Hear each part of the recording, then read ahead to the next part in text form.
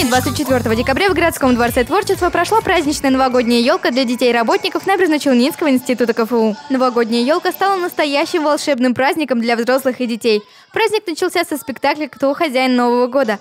Он был интересен тем, что герои разных сказок, двое из ларца одинаковых с лица и Елена Прекрасная, были объединены одним общим делом – спасением Снегурочки от Снежной королевы. Каждая сказка имеет добрый конец, и это не стало исключением. Подготовил данный спектакль образцовый музыкальный театр «Коктейль». Режиссером является его руководитель Рябухина Светлана Владимировна.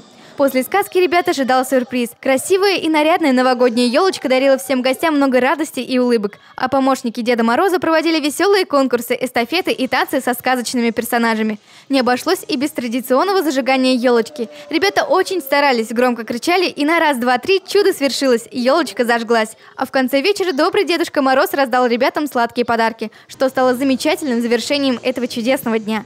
Верьте в чудеса и оставайтесь с детьми хотя бы в такое прекрасное новогоднее время. Всех с наступающим Новым годом!